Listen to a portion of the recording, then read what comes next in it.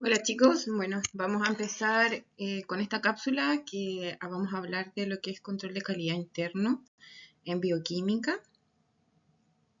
Y para comenzar, bueno, vamos a hablar un poquito de esta línea de tiempo donde esto es un breve resumen, donde básicamente en el 31, donde se abre el primer libro del control de calidad eh, en bioquímica para laboratorios farmacéuticos. En el 47 hay un control de calidad externo que se inició en Estados Unidos, como ver ahí. En el 50, aproximadamente en el 50, hay un control de calidad externo, perdón, en el 50 se habla más bien de las construcciones de las gráficas de Levi-Jennings y que se introdujeron en los laboratorios clínicos.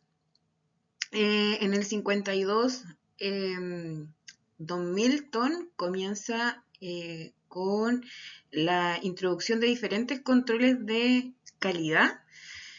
En el 58 empiezan a prepararse las muestras controles específicas para los diferentes analitos. En el 74 se proponen las reglas de 2S más menos 2S, que en la actualidad ya estamos hablando de 3S, ¿verdad? Y en el 81 ya estamos hablando de las leyes, perdón, y la invención de las reglas de control de Westgard. Eso un poquito con relación a la línea del tiempo del control de calidad. Cuando hablamos de control de calidad tenemos que saber qué es lo que es la calidad, y aquí empiezan a aparecer estas ISO, y la principal ISO, la 8402 de 1994, habla abre comillas, que la totalidad de rasgos y características de un producto o servicio que van a conllevar a la amplitud de satisfacer necesidades preestablecidas o implícitas. También hablamos sobre un nivel aceptable de calidad, y acá nos podemos hacer la pregunta de cuántos errores podemos cometer y estar todavía produciendo un servicio o un producto de calidad. Esta pregunta siempre nos tiene que dar vueltas en nuestra cabeza para pensar cómo mejorar constantemente esta calidad. Y también cuando hablamos de calidad y al referirnos de los errores en el laboratorio, debe reducirse al mínimo pues no solo vamos a estar hablando de satisfacción y excelencia en los resultados, sino que vamos a también, en el área que nosotros trabajamos, vamos a velar por la salud y algunas veces por la vida misma de nuestro paciente. Siguiendo en el contexto de lo que es la calidad, las definiciones de calidad de la ISO han ido evolucionando durante varios años, con la ISO 90022, que la define la calidad como un grado que en conjunto de características inherentes cumple los requisitos. Ya, esto es la parte central que podemos ver acá.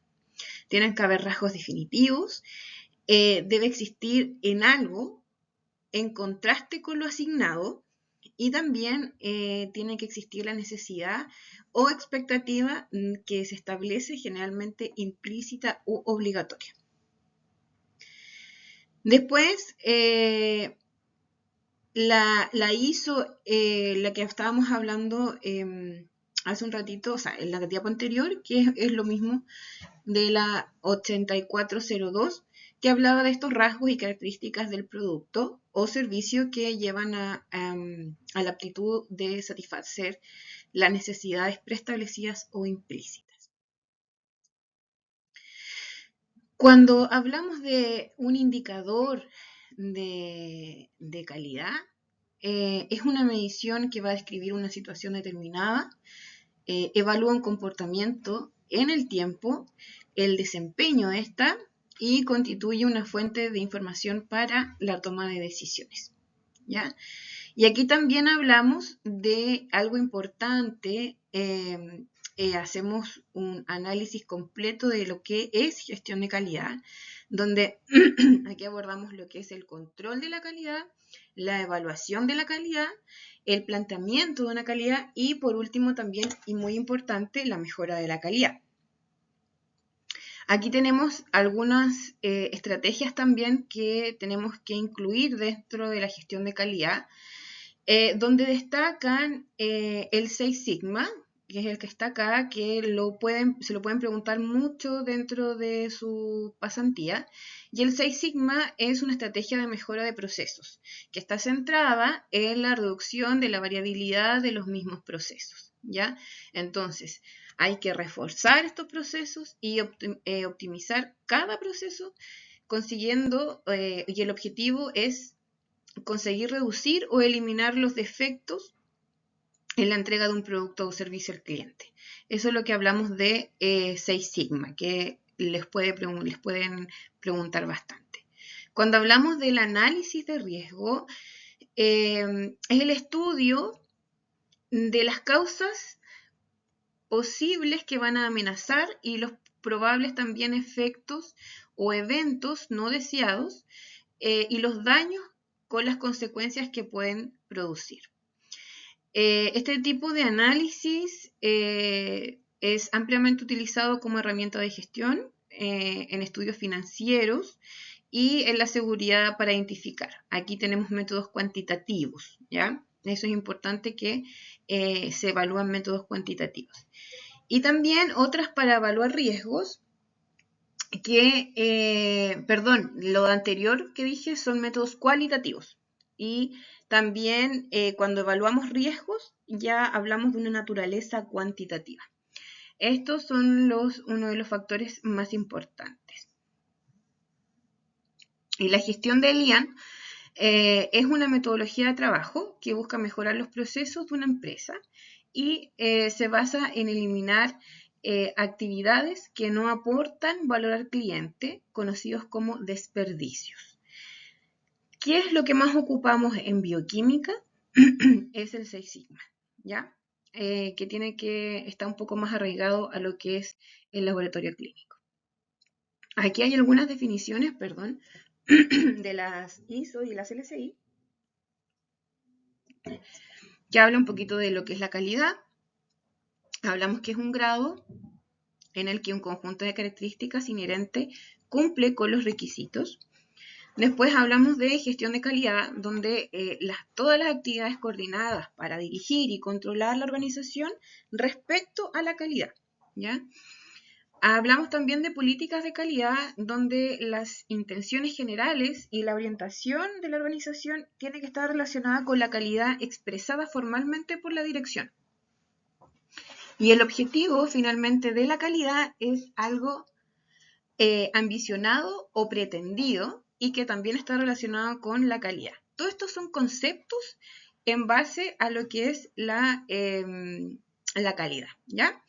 Y finalmente tenemos lo que es un planteamiento de la calidad, que aquí hablamos que es parte de la gestión de la calidad, que está enfocada en establecer objetivos claros de calidad y especificar los procesos que son necesarios, así como también los recursos para alcanzar los objetivos de este proceso, valga la redundancia. Seguimos con algunas otras definiciones. Hablamos de control de calidad, que también es, como les decía, es parte de la gestión y está enfocada en alcanzar estos requerimientos de la calidad.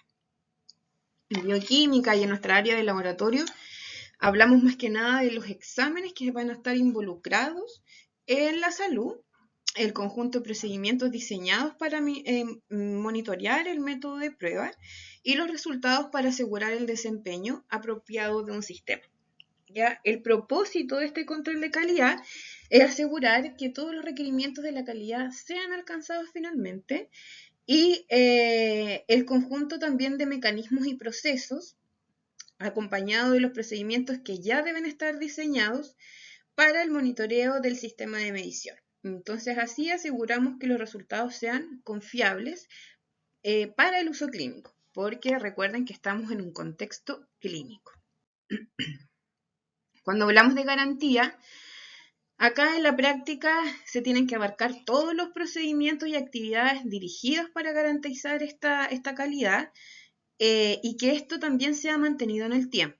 ¿Ya? En el ámbito de los exámenes, esto aquí vamos a incluir todo lo que es el monitoreo de las materias primas, los suministros, los instrumentos.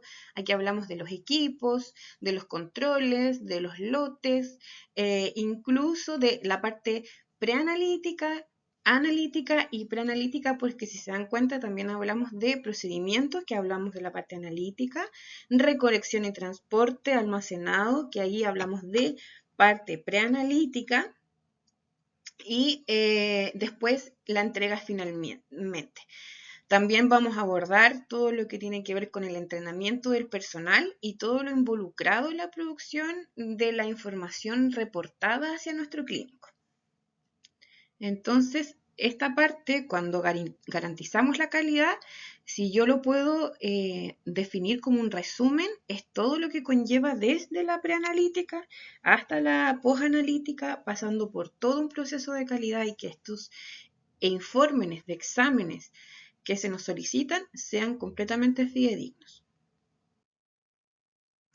¿Hay una mejora de la calidad? Por supuesto que sí, y que también es parte de la gestión, y que está enfocada en aumentar las capacidades para alcanzar los requerimientos de salud. Cuando hay alertas o cuando vemos que algo no está funcionando como se requiere que sea, o que los estamentos como las agencias acreditadoras nos están dando una alerta, es donde parte esta área de mejora de calidad, donde también tenemos que hacer una gestión para alcanzar esta mejora. Aquí también hay un sistema de todo lo que es la gestión.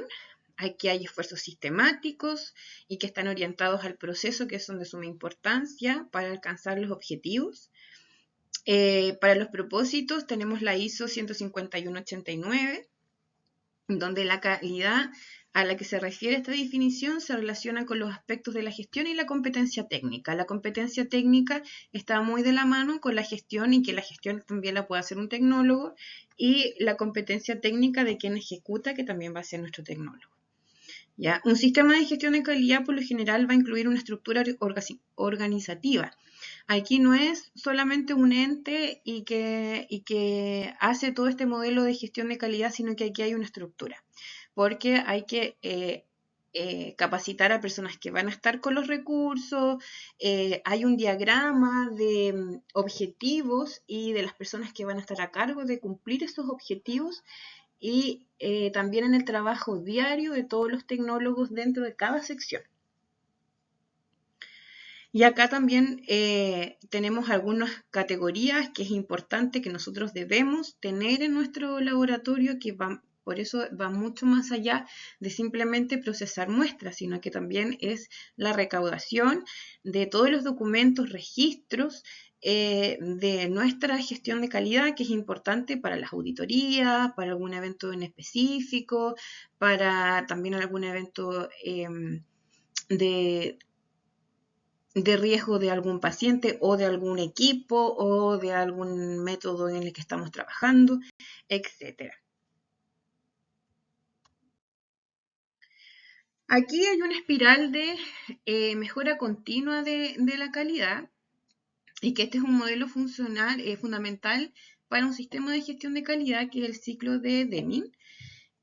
Los sistemas de gestión de calidad se basan en esta espiral, que es una mejora continua, que básicamente es PDCA, donde hablamos de un plan, un do, el check y el act, que hablamos de una planificación, el hacer, ¿no es cierto?, el chequear y el actuar.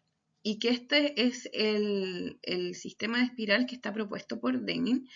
Y acá intervienen los siguientes procesos, que también hablamos de definir las metas, definir una meta, definir un método, ¿Cómo vamos? Esto es en la parte del plan. En la parte del do, del hacer, es educar y entrenar, ejecutar y recopilar los datos. En el check, obviamente que es chequear X metas o X resultados. Y en el actuar, tenemos que actuar correctivamente y preventivamente para una mejora continua. Ahí está Don William Denning para que lo conozcan. Acá les voy a dejar un poco más extenso todas las partes de esta espiral, donde hablamos de planificación, del hacer, del chequear y del actuar. ¿Ya? Son un poco más descriptivas. Cuando hablamos de algunos requisitos de calidad y competencia específicamente para los laboratorios médicos, aquí se desarrolla la ISO 15189, que reunió todos los requisitos de químicos de la ISO 9001, que la 9001 era el sistema de gestión de calidad, pero la 15181 habla más bien de los requisitos más bien de los laboratorios, ¿ya?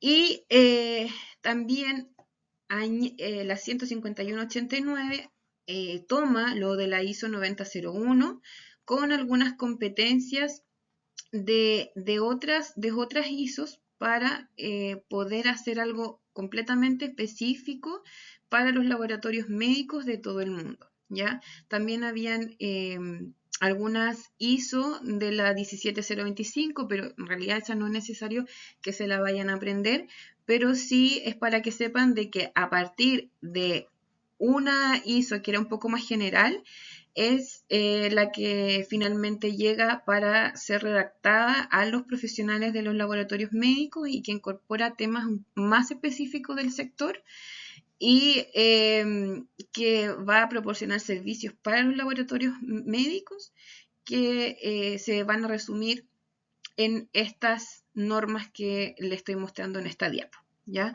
La 151-89, contiene todos los requisitos de los laboratorios clínicos que analizan muestras biológicas de origen humano y que tienen que cumplir para demostrar que de verdad están trabajando de una forma de calidad, que dispongan de un sistema de gestión de calidad, esta estructura que les mencionaba anteriormente, que son técnicamente competentes, que son capaces de producir resultados técnicamente válidos y que adaptan los principios industriales, que son como las primeras ISO, y conceptos específicamente a la aplicación de los laboratorios clínicos, ¿ya?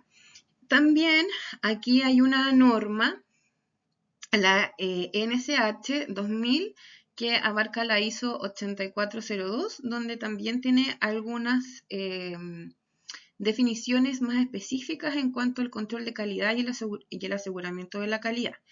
Cuando hablamos de control de calidad de esta norma en específico, habla de las técnicas y actividades operacionales que usan para cumplir los requisitos de calidad que deben incluirse durante toda la corrida, o sea, durante todo un proceso que vamos a evaluar la calidad de, no sé, desde la entrega de... a ver, estoy pensando en un ejemplo. Vamos a hacer valores de referencia de glucosa para pacientes afroamericanos. Entonces tienen que evaluar toda la corrida de esta determinación de glucosa para esos pacientes, ¿ya? Desde el inicio, desde la parte preanalítica hasta la parte posanalítica. También esta norma habla específicamente del aseguramiento de la calidad, donde todas las actividades que van a estar planificadas y sistemáticas tienen que estar implementadas dentro del sistema de calidad. Tienen que dar confianza al sistema, ¿ya? Y acá el programa asegura que los resultados finales deben ser informados por parte del laboratorio y tienen que ser informados de manera correcta. Ahora, cuando hablamos de las necesidades, de por qué necesitamos un control de calidad dentro del laboratorio, específicamente el laboratorio clínico y más específicamente en bioquímica, cuando hablamos de un error, por ejemplo, un 0,1%, es que hay un error en 1000. Esto es a nivel de industria, podría ser aceptable. Pero, por ejemplo, los laboratorios de bioquímica no podemos aceptar que haya un error de 1 en 1000, ¿ya? Difiere completamente. Porque acá nuestros clientes, entre comillas, van a ser médicos y más allá van a ser pacientes y son humanos. Entonces, no solo tenemos una satisfacción y una excelencia que van a depender de los resultados de nosotros, sino que también la salud y la vida en muchos momentos de estos pacientes. Entonces, el motivo por el que el error debe ser minimizado al máximo, ¿ya? Siempre deben pensar que los errores en el laboratorio clínico deben reducirse al mínimo, pues no solo la satisfacción y la excelencia dependen de los resultados.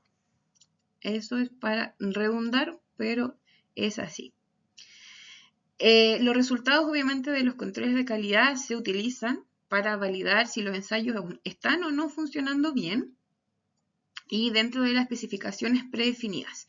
Eso también es importante de por qué ocupamos estos controles de calidad. Y así reducimos también que el paciente no esté con esta ansiedad y realmente pueda confiar en que lo que nosotros estamos dando son resultados confiables, valga la redundancia.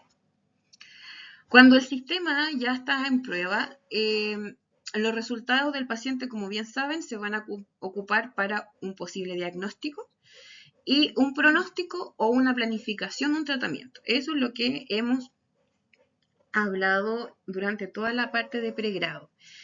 Por ejemplo, cuando analizamos el suero de un paciente para detectar potasio, el resultado de la prueba nos dice cuánto potasio, cuánta concentración tenemos de potasio en sangre, ¿no es cierto? Luego el médico va a utilizar este resultado para determinar si el paciente tiene un potasio bajo, normal o alto. ¿No es así? Ahora supongamos que el valor medido de potasio en el suero de un paciente es 2,8 milimol litro. Este resultado es normalmente bajo e indica una pérdida inapropiada de potasio. Pero ¿cómo vamos a saber si la persona que realiza la prueba le está dando un resultado que es realmente confiable? Pueden haber varias cosas. Es posible que el instrumento no esté calibrado y que el valor real del potasio del paciente sea en realidad 4,2, que sería un resultado normal, ¿sí o no? La cuestión aquí es la fiabilidad para la mayoría de las pruebas se basa en resolver mediante el uso regular de controles de calidad y controles estadísticos dentro del proceso. Ya, porque ¿cómo vamos a saber si lo primero que nos dio es realmente lo que tenía el paciente? ¿Estará pasando por una pérdida importante de potasio? ¿Qué tendríamos que ver? El historial de este paciente, ver la parte preanalítica, la toma de muestra, cómo llegó esa muestra al laboratorio y también cómo estamos procesando la muestra y si nuestro equipo y en específico el analito potasio está siendo controlado y ahí podemos ver si tenemos un control de calidad eficiente. ¿Ya? Porque puede que el paciente en realidad esté súper bien por la vida y le haya dado un 2,8 y eso no refleja en realidad el resultado para nada. Entonces es por eso la necesidad de controlar y tener estos procesos de calidad. Hay 3 grados en la evolución. Tenemos uno que es el control de calidad, que es un poco más o menos lo mismo que hemos hablado. Está relacionado con las ISO y la CLCI, que es parte de la gestión que está enfocada en alcanzar los requerimientos de calidad. También tenemos un conjunto de técnicas y actividades de carácter operativo utilizadas para verificar los requisitos relativos a la calidad del servicio o producto. Y también en el laboratorio clínico yéndonos más a nuestra área, el mecanismo básico consiste en el análisis de muestras de control entre los especímenes de los pacientes.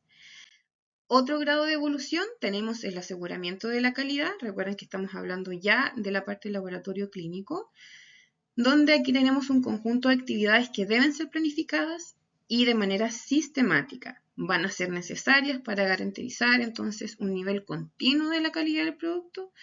Y también tenemos dentro del aseguramiento de la calidad que los objetivos son satisfacer al cliente, en este caso nuestros pacientes o clínicos. Y el grado 3 de esta evolución es la gestión de calidad total, que es una estrategia global de la gestión de toda organización, y sus principios fundamentales son la satisfacción del cliente, ya sea interno o externo, ya sea un paciente hospitalizado, un paciente que no está hospitalizado, o un clínico o un médico que está dentro de una urgencia, como una sala de hospitalización, o como un médico que está cumpliendo un rol externo. Procesos de mejora continua, compromisos en la dirección y participación del personal, la identificación y gestión de los procesos claves. Y finalmente, dentro de este grado es la toma de decisiones basada en hechos objetivos. O sea, de verdad, estos controles de glucosa no me están dando ¿por qué? Porque están vencidos, porque lo estoy almacenando mal, porque es el lote inadecuado, o porque la técnica que está ocupando el tecnólogo médico no es la correcta. En base a un error objetivo se deben tomar las decisiones, ¿ya? Y bueno, dentro de este tercer reto o proceso está lo que yo les hablaba de todas las fases pre-analítica y post-analítica, que es un global y que está dirigido entonces por la dirección del laboratorio, y esta dirección del laboratorio generalmente acá en esta parte tenemos todo lo que es la gestión de calidad, y que tiene que ir observando, monitoreando y mejorando continuamente estos procesos en el laboratorio. Acá hay algunas herramientas, ya cuando hablamos de control de calidad, aquí hay conjuntos de técnicas y actividades, y cuando las muestras de control de calidad se miden a intervalos junto a la muestra de los pacientes, ¿ya? Acá tenemos el interno, el externo. Cuando hablamos del interno, analizamos muestras o también los controles, ¿ya? En el externo también podemos analizar muestras o control. Aquí tenemos los intervalos que nos van a dar estos controles. Analizamos también las muestras a partir de que ya estos controles están ok, y aquí vamos viendo los resultados. ¿Qué tenemos que hacer? Verificar que el procedimiento de medición está funcionando correctamente y que los resultados para la muestra de los pacientes son suficientemente confiables. Cuando son los externos, como por ejemplo un PEC, que aquí hay una organización externa, como por ejemplo el ISP, estos resultados generalmente se van a esta organización externa para decir, ya, ok, el laboratorio de Juanita Pérez está ok, la evaluación salió con un éxito, entonces esto está validado por el ISP y todos los procedimientos están correctamente hechos y los resultados son suficientemente confiables. Y además tenemos que evaluar en paralelo el control interno que hacemos todos los días.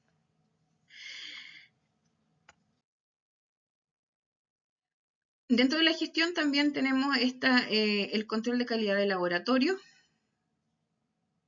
que otra definición, que tiene que estar constituido por procesos y técnicas diseñadas para detectar, reducir y corregir las deficiencias. Es un poco reiterativo, pero básicamente es lo esencial que habla de lo que es el control de calidad.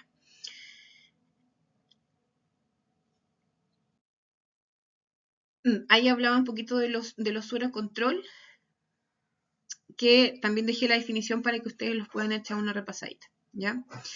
Los requisitos del proceso preanalítico, tenemos que ver quién ingresó los datos del paciente, por eso hablábamos que este sistema parte por estas 3 fases. ¿Quién ingresa los datos del paciente? La hora. ¿Quién toma la muestra? O sea, siempre es nombre y la firma digital, ya sea del paciente, la hora también de cuándo se tomó esa muestra, la hora en que se procesa la muestra, los datos del equipo que hizo el análisis y los datos del reactivo con el que se hizo el análisis. También tenemos un registro de procesos analíticos, donde tenemos datos del control de calidad interno de ese día y el tecnólogo que realiza. Cuando ustedes hacen una carta control todos los días, si les tocó a ustedes, eso va con nombre y apellido. Ya se sabe que el TM, Luciana Serna, es la que hizo el control de calidad de ese día.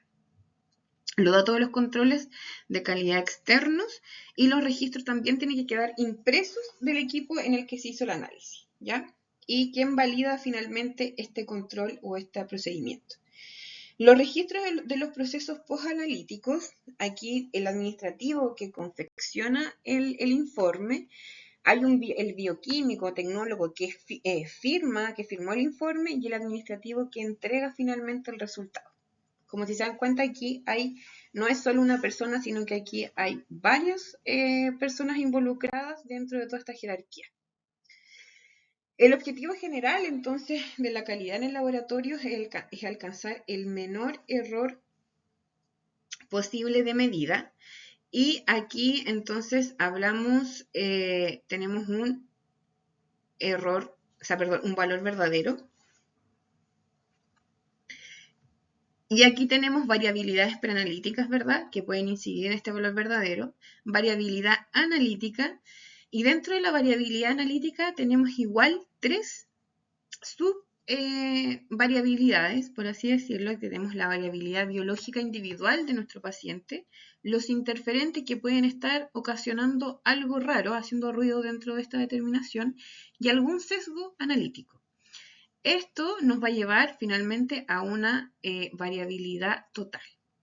El error de un resultado medido se puede ver influenciado por todos estos procesos que yo ya les analicé, que ya les mencioné. ¿Ya? Pero, por ejemplo, en esta preanalítica, cómo fue transportado, cómo fue el procesamiento y cómo fue almacenado esta muestra. En la variabilidad analítica, el rendimiento de las pruebas, algunas sustancias de interferentes como las drogas o como componentes metabólicos también pueden estar causando algún tipo de interferencia y un error en la medición. Entonces acá los laboratorios de bioquímica tienen que aplicar este control de calidad, ya sea interno o externo, ¿ya? Entonces, todos estos variables nos van a llevar a una variabilidad total. Se tienen que tomar en consideración todos, ¿ya? Porque la idea finalmente es que minimicemos al mínimo esto para entregar un valor verdadero.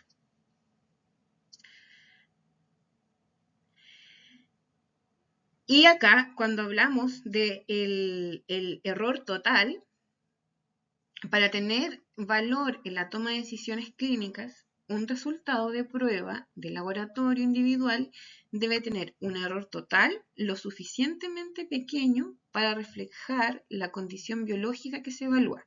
Entre el error sea lo más pequeño posible, yo tengo más certeza de que el valor que estoy entregando de este paciente es el verdadero. ¿Ya? La variabilidad analítica, que es la imprecisión total, más el sesgo analítico, que es la inexactitud total, nos va a dar un error total. ¿Ya? Aquí es un poco más de lo mismo, es un esquema para que ustedes lo puedan seguir viendo, que habla de esta precisión, que habla de la imprecisión, que habla de los errores aleatorios, de los errores sistemáticos y de la veracidad finalmente. Cuando hablamos de un error aleatorio, se debe a factores que van a afectar la reproducibilidad. Son causas accidentales que son difíciles de determinar y que pueden influir en el resultado de cualquier sentido, ya sea de forma positiva o negativa. Son impredecibles a toda medición. Entonces acá hablamos de medición intraensayo e interensayo. A cualquier tipo de medición son impredecibles. ¿Afectan a qué parte? A la precisión. ¿Y qué es lo que es la precisión? Se los volví a colocar acá para que lo recuerden. Va a expresar entonces la cercanía de coincidencia, el grado de dispersión entre una serie de mediciones obtenidas de múltiples muestreos bajo condiciones que van a ser completamente establecidas. Va a definir la concordancia entre la repetición de medidas y carece de un valor numérico, por lo que se cuantifica como imprecisión. ¿Ya? Esto al final lo que evaluamos de la precisión se traduce a qué tan impreciso es o no el método. La imprecisión se expresa entonces en términos de desviación estándar o un coeficiente de variación. La imprecisión entonces identifica estos errores, se identifica con los errores aleatorios, que es inherente a todos los métodos analíticos y que generalmente se debe generalmente al manejo inapropiado de los materiales del control. ¿Ya? Eso es importante que lo tengan en consideración. Cuando hablamos de un error sistemático, el ES, aquí estamos hablando de un error persistente. Se debe a una misma causa que se va a repetir siempre de igual manera, usualmente fácil de identificar y que afecta al resultado siempre en el mismo sentido. No siempre ocurre independiente del error aleatorio, ¿ya? Puede o no estar relacionado con el error aleatorio. ¿Afecta en qué grado? A la exactitud. ¿Y qué es lo que es la exactitud? Entonces expresa la diferencia entre el valor que es aceptado, sea como un valor convencional verdadero, material de referencia interno, sea como un material de referencia de certificado o un estándar, y el valor promedio obtenido al aplicar los procedimientos del análisis por un cierto número de veces. La falta o disminución de la exactitud se va a correlacionar entonces con el error sistemático. Cuando hay disminución de la exactitud, la vamos a correlacionar al tiro con un error sistemático. Y el error total representa el efecto combinado de los errores aleatorios y sistemáticos y puede calcularse con porcentaje o en unidades de concentración, controlado o no controlado, y bajo una fórmula, ¿no es cierto?, que expresa este porcentaje, que es 1,65 con la desviación estándar, más, perdón, el coeficiente de variación, más el error sistemático en porcentaje. El 1,65 es un factor que multiplica al coeficiente de variación. ¿Por qué? Porque necesitamos cubrir el 95% de las probabilidades. Cuando hablamos de tendencia, aquí son los resultados que, a pesar de estar dentro del rango aceptable, se van alejando del valor objetivo, por lo que el instrumento muestra que en cualquier momento dará resultados incorrectos y será necesario tomar medidas para corregir esto. ¿Es necesario esperar que tantos días esté dando de esta forma? No. Yo, en lo personal, no esperaba más de 2 días. Ya, si yo veo, o 3 a lo máximo, que esto aquí ya está mostrando una tendencia a que hay varias imprecisiones en estos resultados, o en realidad se están alejando de mi curva, es que yo ya tengo que tomar algún tipo de procedimiento. Cuando hablamos de desplazamiento, aquí los valores, a pesar de que se encuentran dentro del rango aceptable, hay algo que es anormal, y aquí los datos se encuentran entre el valor objetivo, ¿ya?, y el límite superior o inferior. ¿Ya? Puede que esto esté acá, nuestro valor objetivo y puede que estemos en límites inferiores como los que se muestran acá o límites superiores. Y aquí puede ocurrir con el cambio de calibradores reactivos o también algunos electrodos. Cuando hablamos de la precisión, esta, como les decía, va a medir el grado de acuerdo o coincidencia entre los resultados analíticos que se obtienen de una serie de mediciones repetidas del mismo analito, por ejemplo, de nuestra glucosa. ¿Qué va a reflejar entonces esta precisión? Los errores aleatorios, que también ya lo conversamos, que se produce cuando se utiliza un método. En términos reales, ¿qué es lo que estamos hablando? Considera la imprecisión básicamente del método y que aquí hablamos de la dispersión analítica y la variabilidad analítica. Si lo vemos en este tablero, aquí tenemos un valor verdadero. Si bien nuestros valores están muy juntitos, muy cerca unos de otros, pero están alejados de nuestro valor verdadero. Entonces aquí hablamos que hay una imprecisión de este método porque todos los valores, si bien están cerca unos de otros, están lejos del valor verdadero. Y aquí tenemos la medición de dispersión de una serie de valores obtenidos al realizar varias veces estudiar metódicamente la misma muestra, analizamos el grado de imprecisión de los resultados y cómo vamos a hacer esto, obteniendo la desviación estándar o el coeficiente de variación de los resultados con los controles. ¿Ya? Entonces, el coeficiente de variación va a expresar el porcentaje de variación, que es nuestra imprecisión. Entonces, ¿cómo lo obtenemos de una forma matemática? El coeficiente de variación va a ser igual al 100 por nuestra desviación estándar y dividido en el promedio. Y ahí nos va a dar nuestra imprecisión finalmente.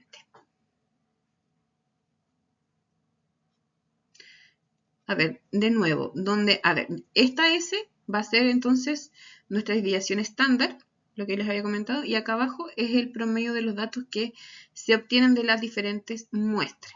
Cuando los multiplicamos por 100, los datos del coeficiente de variación se pueden expresar en porcentaje de acuerdo a la fórmula. El porcentaje de precisión va a resultar entonces en el valor de 100 menos el porcentaje del coeficiente de variación. Cuando hablamos acá de precisión intra-ensayo, está asociado entonces a la precisión en un día y también está asociado a la repetibilidad. ¿En qué va a consistir? Realizamos entre 20 a 30 determinaciones simultáneas sobre la misma muestra, con todas obviamente las etapas de la técnica. ¿Y cuál es el material utilizado para estas determinaciones? Ocupamos sueros comerciales, que son para estos fines. Y también, pero ya no tanto, se pueden ocupar sueros, pool de sueros restantes, pero que no tengan interferentes como hemólisis, ictericia, lipemia, etc. ¿Qué se ocupa hoy en la actualidad? Yo lo he visto en casi todos los laboratorios, son los sueros comerciales. También los ocupamos acá en la universidad. Ahora, con en esta etapa ya podemos. ¿Para qué nos sirven todos estos datos obtenidos en el análisis? Aquí vamos a construir, es una construcción gráfica de la gráfica de Levi-Jennings. ¿Qué va a proporcionarnos esta construcción de la gráfica? Va a establecer los límites tolerables de la variación de una determinada metodología a través del tiempo, con las desviaciones 2S y 3S. Aquí tenemos un gráfico de Levi-Jennings donde tenemos nuestra media, ¿ya? Y tenemos también nuestras desviaciones estándar 2S y hasta 3S. Cuando digo 3S superior son las más, ¿verdad? Y cuando tenemos desviaciones 3S negativas, cuando hablamos de desviaciones hacia abajo.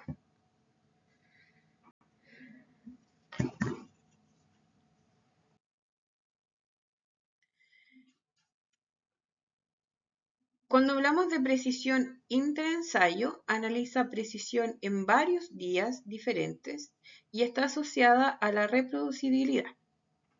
¿En qué consiste? Acá se van a separar y se congelan de 20 a 30 licuotas de pool de sueros o también de sueros comerciales que también se ocupan mucho más en la actualidad. Cada día del análisis se descongela una licuota y se analiza. Se repite durante 20 a 30 días consecutivos del trabajo. ¿Y qué vamos a calcular? La media, la desviación estándar y el coeficiente de variación. ¿Ya? Y estos datos obtenidos en la precisión intraensayo se utiliza como base para la elaboración entonces de la carta del control de calidad. Los datos obtenidos en la precisión intraensayo se pueden graficar diariamente en esta gráfica anteriormente mencionada de Levi-Jennings. Entonces acá ya estamos hablando de una carta de control de calidad asociado a un control de calidad interno. ¿Ya?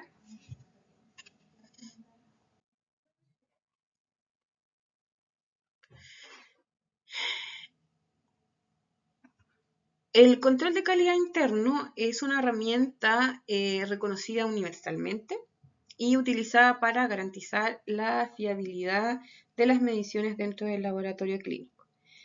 Debe ser considerada como un proceso de validación, eso es importante, y que es un proceso de validación continua de los métodos de medición en el análisis y proporciona evidencia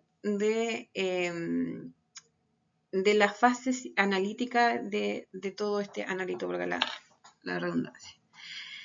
Es necesario, pero no suficiente, y debe complementarse con los programas de aseguramiento externos de la calidad. ¿Ya? Entonces, control de calidad interno siempre debe ir de la mano del control de calidad externo.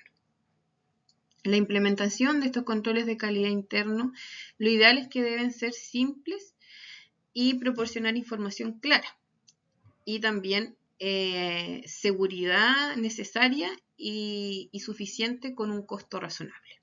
¿Ya? También debe permitirnos la detección precoz de algunas anomalías que pueden estar pasando y evitar las alertas innecesarias también. ¿Ya? En los análisis cuidadosos de los resultados del control de calidad es parte de la técnica de validación analítica que va a medir todo esto en tiempo real. Y este análisis permite obviamente la aplicación inmediata de medidas correctivas. ¿Ya? Entonces, cuando hablamos de la implementación, además aconsejamos que la validación sea semanal, mensual, anual, de los métodos de análisis dentro del laboratorio a través de la vigilancia e interpretación de los resultados. Entonces acá tenemos cuál es nuestro control de calidad, cómo lo vamos a implementar. Tiene que, como les decía, ser simple, con un costo razonable, con una información clara y que nos permita detectar estas anomalías para finalmente aplicar las medidas correctivas.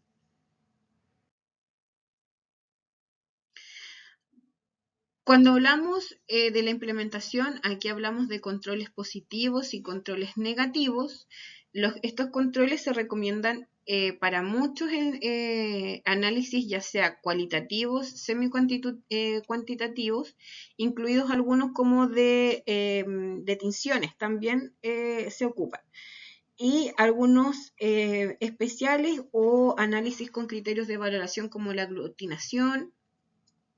Eso también se evalúa como control. Cuando lo hacen en banco, por ejemplo, con aglutinación también necesitamos algunos controles. Los controles normalmente deben utilizarse en todos los análisis y el uso de los controles también va a ayudar a validar un nuevo número de lote, por ejemplo, y análisis de los reactivos, también a controlar las temperaturas en las zonas de almacenamiento. Todo eso hay que irlo evaluando de estos controles que tenemos a disposición en el laboratorio. Estos controles positivos y negativos lo que nos van a permitir es analizar los controles de una manera De la misma manera que las muestras de los pacientes, emplear un control positivo y uno negativo, idealmente diariamente, ¿ya? Y siguiendo las recomendaciones del fabricante. Cada fabricante, generalmente las recomendaciones son muy parecidas, pero hay algunos detalles que pueden variar. Entonces, la idea es que se siga al pie de la letra como una receta cuando vayamos a ocupar estos controles. Y siempre tener uno negativo y uno positivo. Al seleccionar los controles positivos cercanos al límite de detección del análisis para asegurar la identificación y de reacciones débiles, ¿ya? Y en procedimientos de aglutinación usa un control positivo débil, uno negativo y un positivo fuerte. Por lo mismo que hablábamos, por ejemplo, en banco o hay algunas poquitas, algunas pruebas que se están dando todavía en el área de bioquímica con aglutinaciones, pero generalmente no se ocupa con aglutinaciones en la parte de bioquímica. El producto de control de calidad es un material similar al del paciente, idealmente hecho a partir de suero humano, orina o líquido cefalorraquídeo, ¿ya? Un producto de control puede ser material líquido o liofilizado, que pueda tener uno o más constituyentes, uno o más cuando me refiero a constituyentes, analitos, que por ejemplo en un control, no sé, pues, tengamos tanto glucosa como potasio y sodio, ¿ya? O pueden ser controles específicos para un analito. Y lo importante es que tienen que tener una concentración conocida. Los productos de los controles deben analizarse de la misma manera, como decía, de las muestras de los pacientes. Y el producto, por ejemplo, también ideal que tenga 3 niveles: bajo, normal, alto, o límite inferior, normalidad y límite superior, ¿ya? Por ejemplo, si tenemos una glucosa de un control normal, debería estar entre, ¿no es cierto?, los 70-90, 60-90 o hasta 100, pero también en ese mismo control tenemos que tener controles normales o patológicos que pueden venir también aparte, y ahí deben tener el límite superior y el límite inferior. El análisis sistemático entonces del control, aquí tenemos la etapa del aprendizaje, lo puse en paréntesis, idealmente en días distintos, y se obtener con cada uno de los controles como mínimo 20 resultados con al menos 20 días distintos. Si los datos no están disponibles en este periodo, pueden establecerse valores provisionales a partir de los datos recopilados anteriormente. Eso también se puede hacer.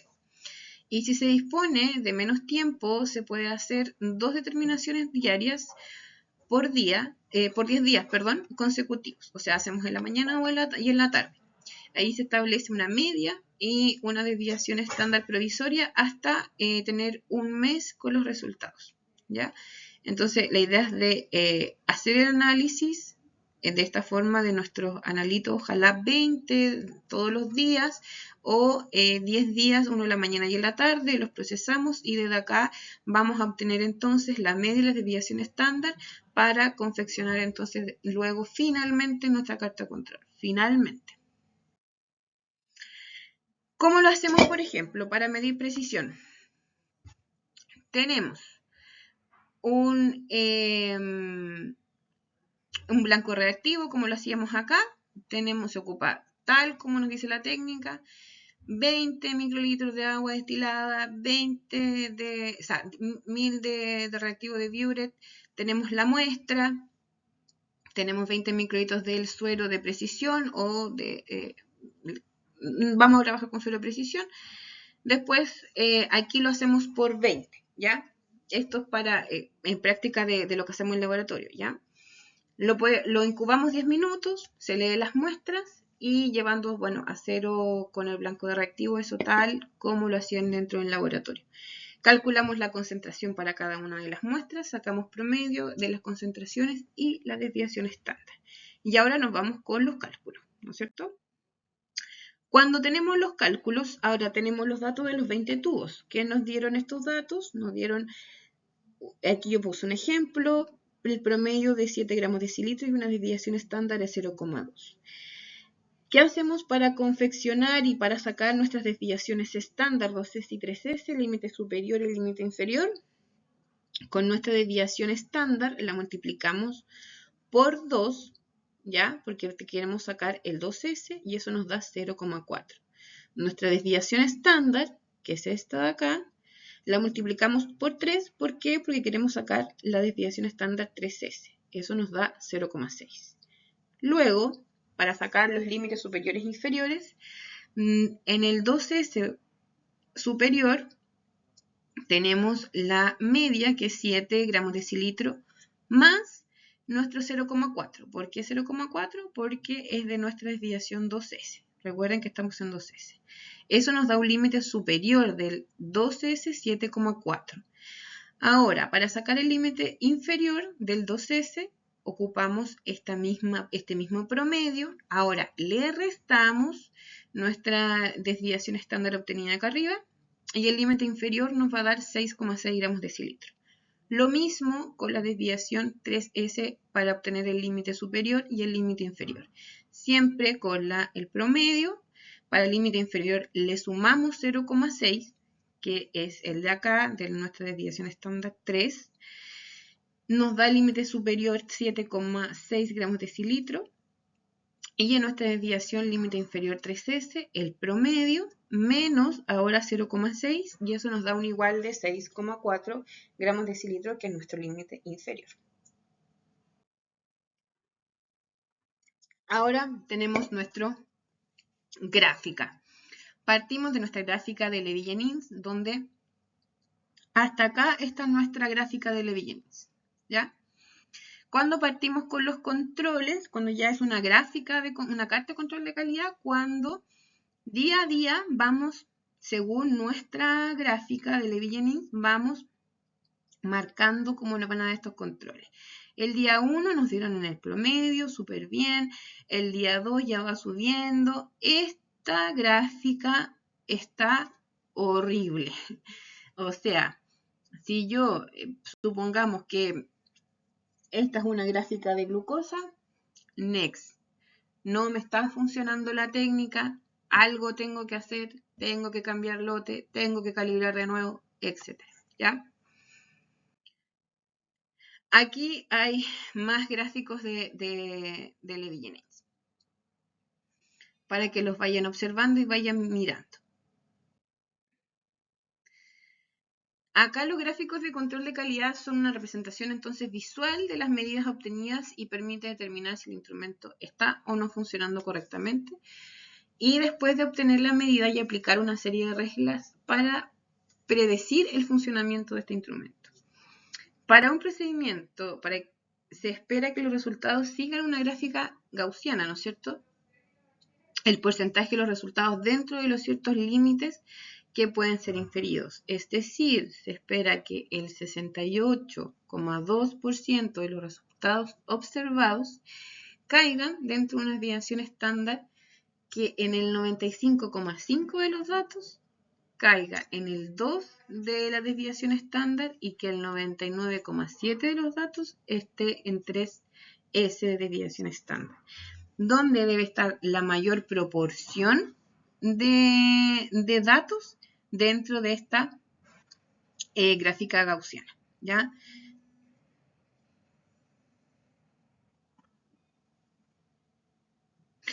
Ya, entonces, como les decía, tienen que estar dentro de esta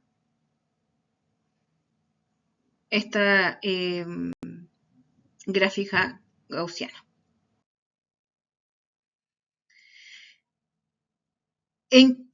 Con los gráficos de control de calidad, entonces decíamos que van a ser una representación visual de las medidas obtenidas y nos van a permitir evaluar si los procedimientos están o no funcionando. Y después de obtener la medida y aplicar una serie de reglas para predecir el funcionamiento de este instrumento. Entonces, este procedimiento está funcionando correctamente. Evidentemente que vamos a dejarlo acá para que después ustedes lo puedan observar, pero de acuerdo a lo que he mencionado anteriormente, yo no sé qué pensarán ustedes, pero se los dejo a su criterio y lo vamos a ir evaluando dentro de las clases que tengamos más sincrónicas. ¿Este control de triglicéridos está o no está correcto? Es una medida actual de triglicéridos que es de octubre del 2022 de un paciente X y que con controles de triglicéridos que se hizo, si ven, durante un mes completo. Cuando hablamos de la calidad también tenemos que hablar de las reglas de Westgard.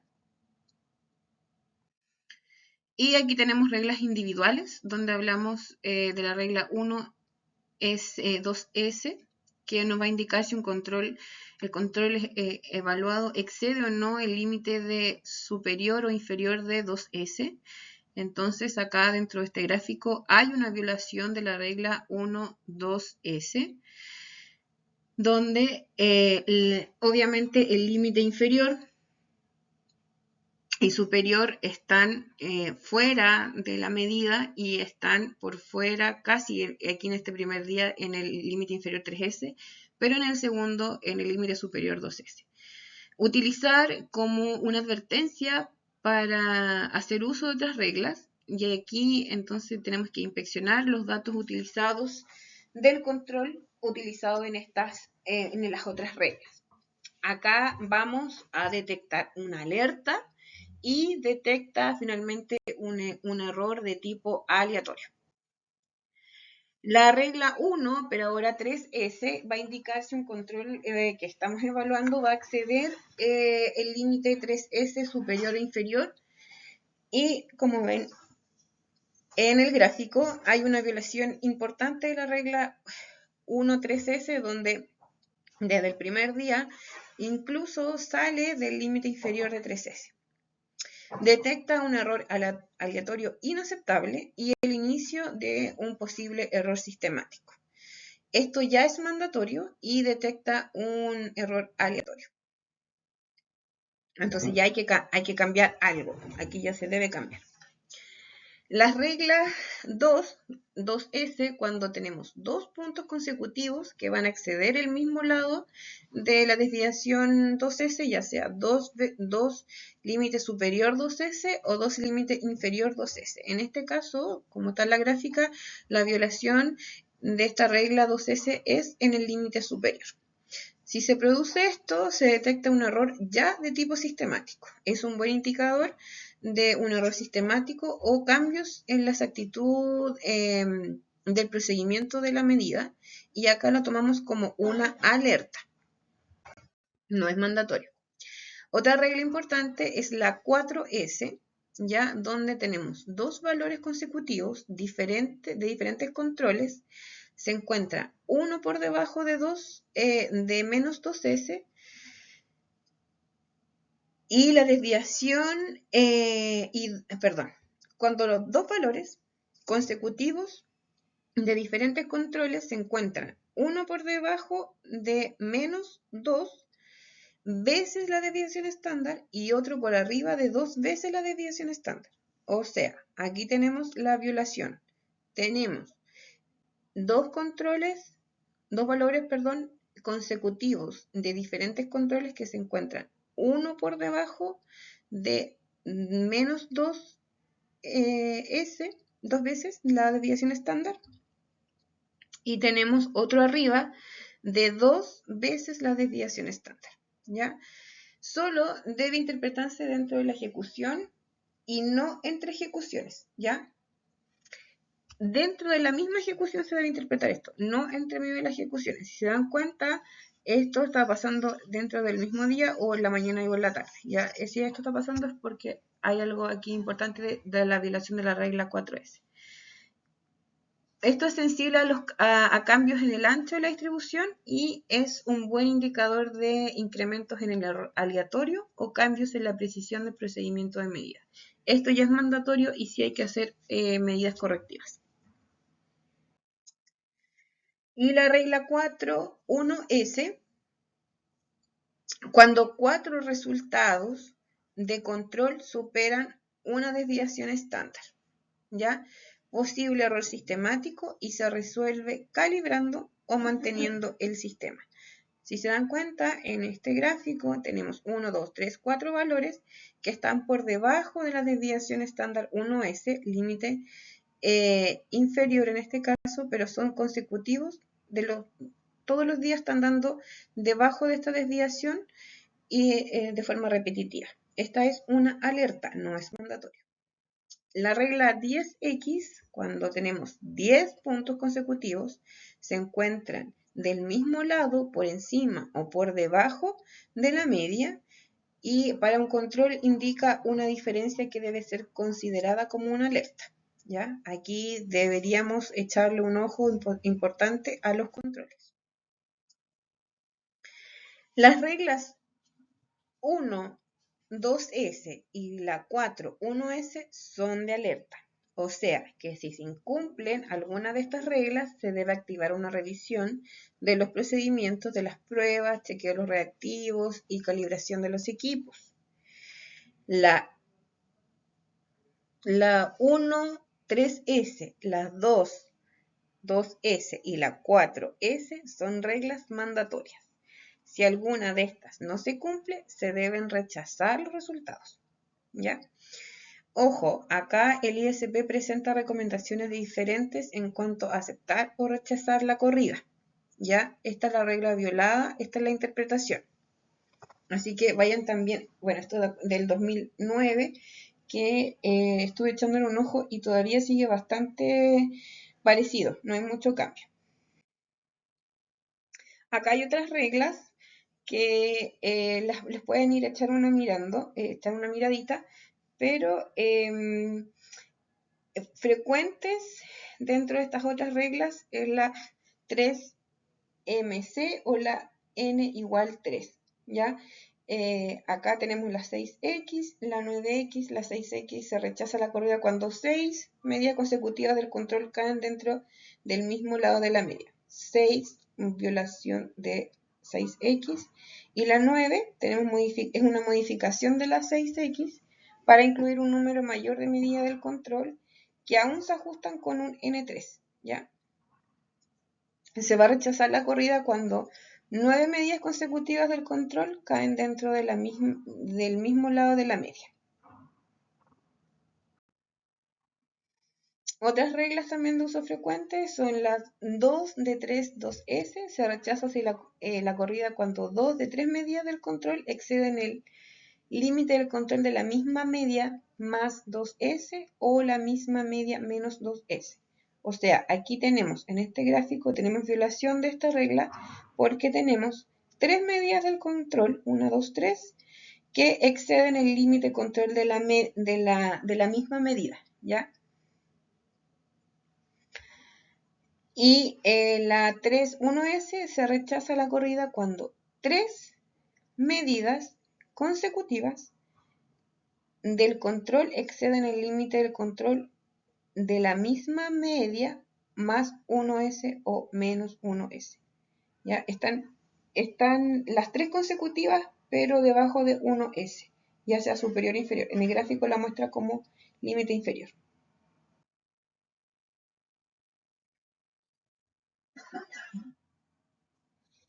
Resolución de problemas.